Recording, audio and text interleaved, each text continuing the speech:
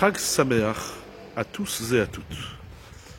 Ce Shabbat, nous serons le 7e jour de Pessah, Shevi'i Shel Pessah. Nous savons que durant le 7e jour de Pessah, les enfants d'Israël arrivent devant la mer. Celle-ci va s'ouvrir par l'intervention grandiose, gigantesque d'Akadosh Baruch. Mais voilà que lorsque les enfants d'Israël se trouvent devant la mer, Moshe Rabbeinu intervient auprès d'Akadosh Baruch et prie.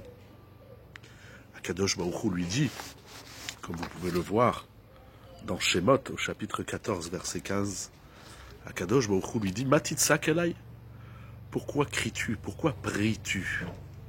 La question, c'est-à-dire qu'Akadosh Baruch lui dit, c'est pas le moment de prier, c'est pas le moment. Dis aux enfants d'Israël, Daber el Bnei Israël ve'Isaou. Dis aux enfants d'Israël de voyager, d'avancer. La question que soulèvent tous les Mefarshim est évidente. Lorsque l'homme, et de surcroît le clan Israël, se trouve dans un moment de détresse, n'est-il pas le meilleur moment de prier? Comment se fait-il qu'Akadosh Baruch Hu dise à Moshe Rabbeinu de ne pas prier et de dire aux enfants d'Israël de traverser? Rashi dit la chose suivante. En lahem el alissa, shen hayam omed bifnehem.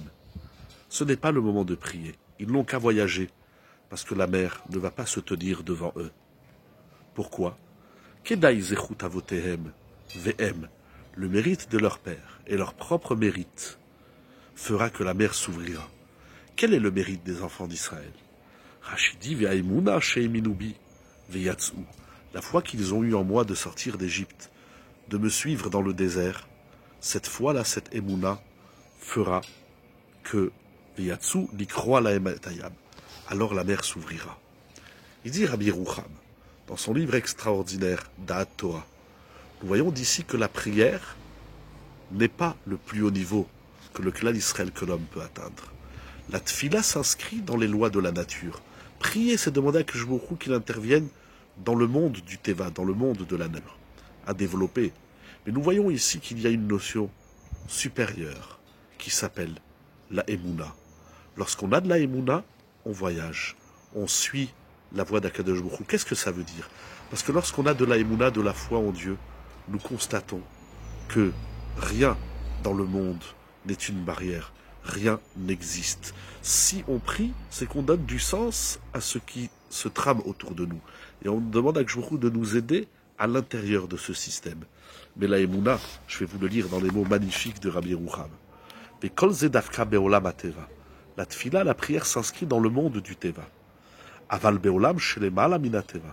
Mais lorsqu'on est dans un univers qui est au-dessus des lois de la nature, Mouvan Pashut, nous comprenons bien, Kisham lo shayach inyan shel tfila. Il n'y a pas là-bas dans ce monde les mala min hateva de place pour la tfila. Kisham en kol ikuvim. Si je prie, c'est que je prends conscience qu'il y a un mur, il y a quelque chose qui me freine, il y a un frein. Mais celui qui est dans la Emouna, il voit des ikuvim, des freins, nulle part. Ve'en kol tzorech betfila.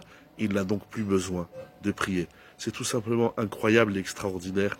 Je vous laisse à cette réflexion magnifique pour connaître un Shevi'i Shel Pessah encore plus magnifique que les années précédentes, que nous connaissions cet univers de Emouna pour goûter toutes les Yeshuot, toutes les délivrances d'Akadosh Baruch Hu.